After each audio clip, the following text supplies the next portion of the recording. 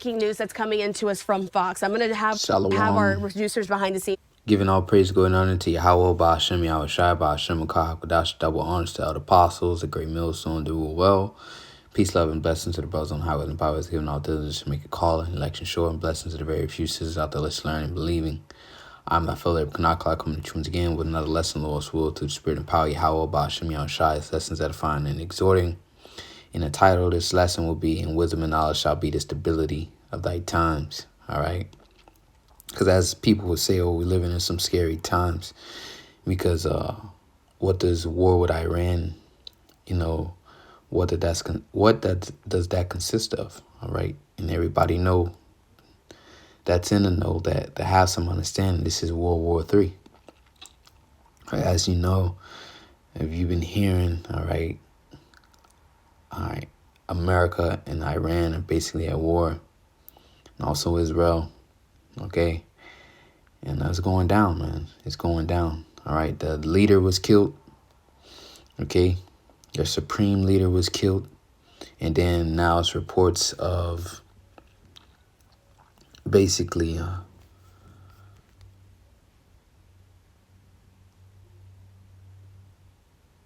U.S. troops were killed. So this was posted 4 hours ago. It says U.S. military says 3 of its troops killed in first Iran operation casualties. So now you have, all right, U.S. casualties. And that definitely changes war. All right.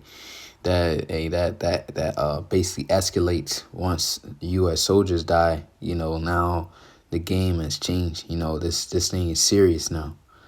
All right, it says Washington, March 1st, 3 U.S. service members have been killed and another 5 have been seriously wounded in the first casualties of the unfolding U.S. operations against Iran, the U.S. military said on Sunday.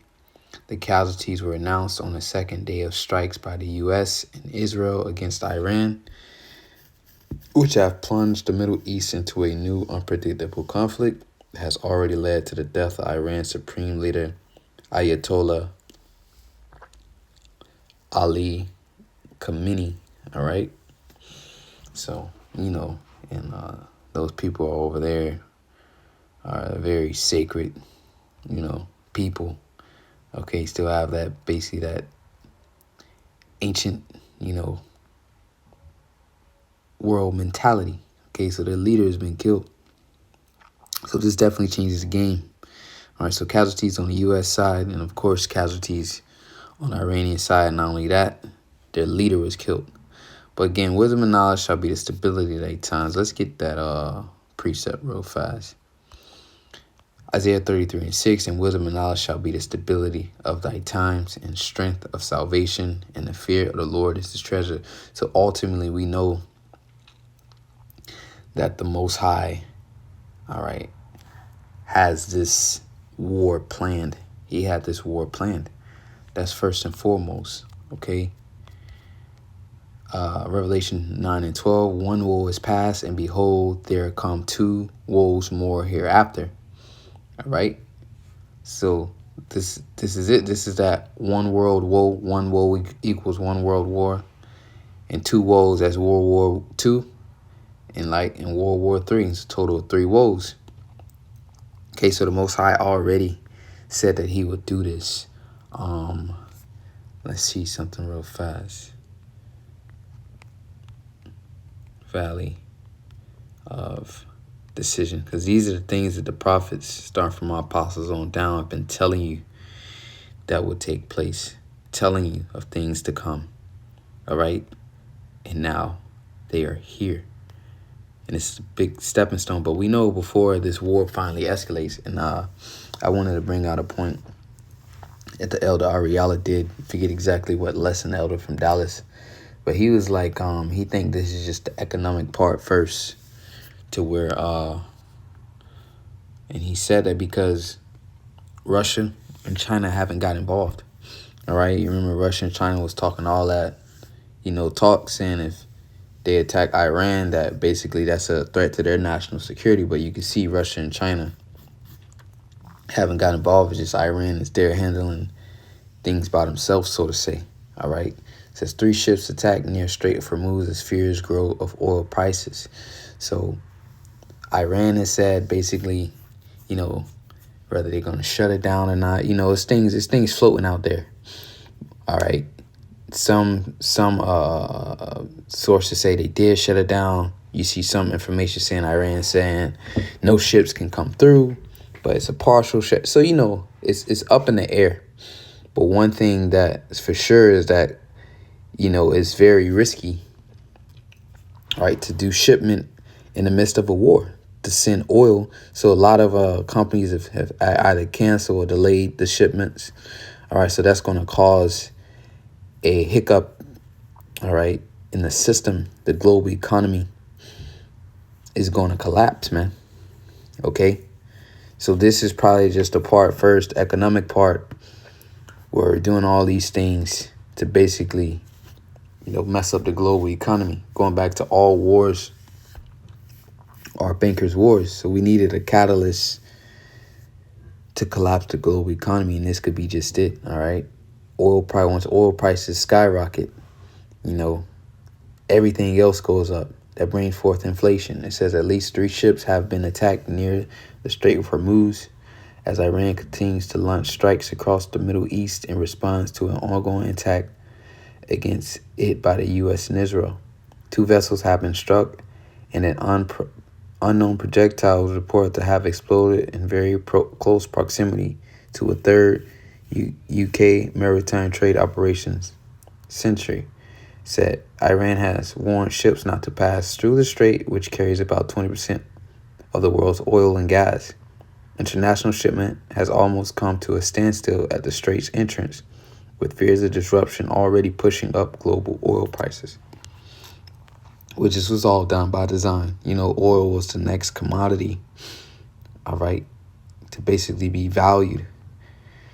So here it is. Now they have a reason to bring up the price of oil now. All right, a legitimate reason to bring up the prices of oil now. Okay, so again, all wars are bankers' wars. You know, oil companies about to make a killing. All right, if you got oil, so on and so forth. But this is going to lead, all right, because even though this is going to disrupt, all right, the global economy, they still need to occupy that region. All right, so this is just the financial part. You see, Russia and China haven't got involved yet. So this is basically, all right, which is a opinion, by the way, okay, to disrupt the global economy, to collapse the global economy, right? So let's get some more precepts. All right. Joel 3 and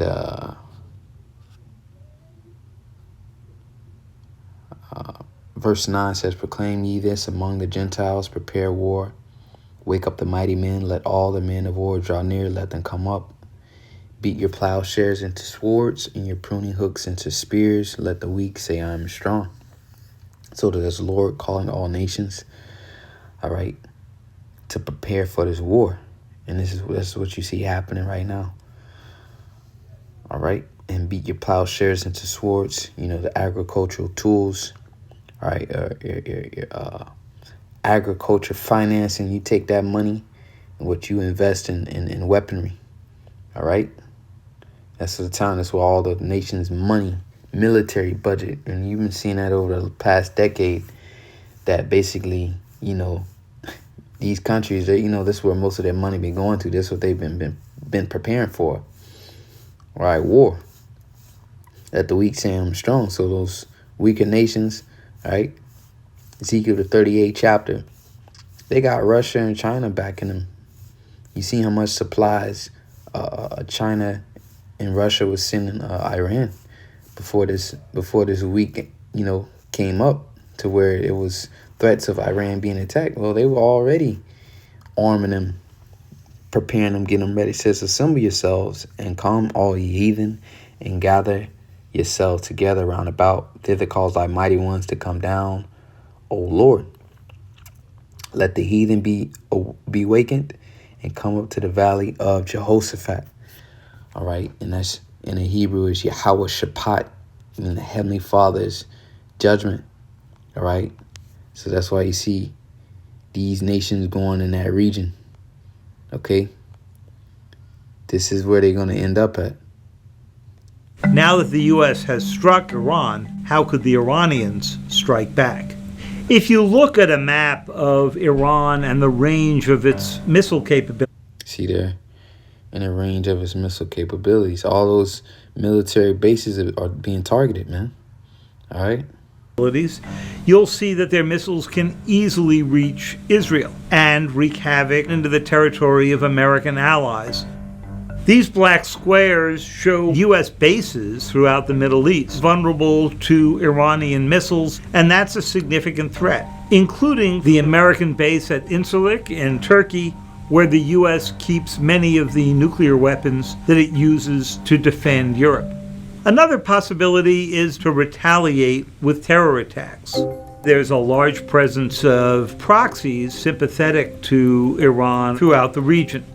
Shiite militias in Iraq, Hezbollah in Lebanon, Hamas in Gaza, and a little further south, the Houthis in Yemen and elsewhere could try to attack American and Israeli assets around the Gulf. And then, of course, the Iranians have some economic leverage. They could try to shut off the Strait of Hormuz. The map of the Gulf shows you that the Strait of Hormuz is an incredibly narrow choke point, and those little dots each represent a different tanker moving in and out of the Persian Gulf.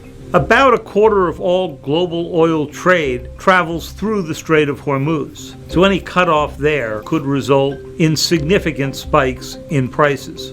But that risks losing the support of countries the Iranians really need help from, starting with the Chinese, who move a lot of their own oil imports through that very narrow strait. The fact of the matter is, the Iranians really don't want to fight right now. But think about this. If the Iranians believe that this attack is not a pinprick, but in fact an effort to topple the regime, then it would be understandable if they decided to throw everything. Yeah, so and this is old news, man. They already started to retaliate, okay? They already started to retaliate, but that's the heathen being awakened and coming to that valley. All right. For there will I sit to judge all the heathen round about. Put ye in a sickle, for the harvest is ripe. Come ye, get ye down, for the press is full. The fats overflow, for their wickedness is great. Multitudes, multitudes in the valley of decision, for the day of the Lord is near in the valley of decision. All right. And that's it. Let's go from there to Revelation, the 6th chapter, because again, you know, they have an economic advantage. You know, they can cause these things to take place. Revelation 6:6, it says, and I heard a voice in the midst of the four beasts say, a measure of wheat for a penny, and 3 measures of barley for a penny, and see thou hurt not the oil and the wine. We'll read it in NLT. Revelation 6:6, it says, and I heard a voice from among the 4 living beings saying, a loaf of wheat bread for 3 loaves of barley will cost a day's pay. And don't waste the olive oil and the wine. All right. So a day's wages, man. It costs a day's wage. Your basic necessities, your bread and butter, your water, so on and so forth. You can even forget about buying meat in that time. All right. That shit's gonna be so inflated. All right. But that's what could happen. All right. With this war right now, the price of oil goes up. Inflation, all-time high, hyperinflation. So we'll see how it goes. And again, that was a key thing to look at, like the elder Ariella said. Basically, that we don't see Russia and China getting involved right now. So this could just be basically, you know, that economic basically stage. All right, that's economic stage of the war.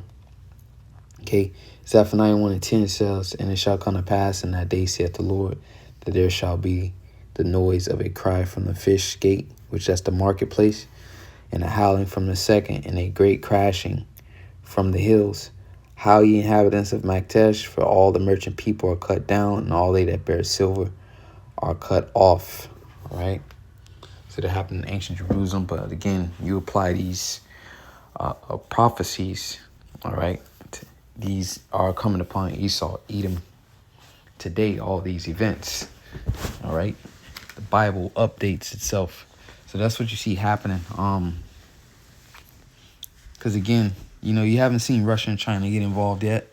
So, hey man, this is you know what that's gonna cause? That's gonna cause the uproar of society over here in Babylon the Great, aka America. Once that dollar collapse, inflation, you know, kicks in, the dollar collapse. All right. And you know, the timing is just perfect. All right, because you know, they already having political turmoil over here, you know, the division, you know, and just needed the society to be the catalyst to bring forth the chaos, to get the people revolting, you know, get the people rioting, you know, and this could very well be it. You know, the economy basically crashing, the stock market tanking. Okay.